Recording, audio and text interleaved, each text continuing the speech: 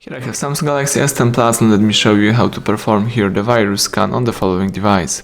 Let's unlock the screen at the very beginning, then let's open here the list of all apps, choose settings, scroll down and choose device care. Here we need to tap security, let's activate the anti-malware and let's choose scan phone.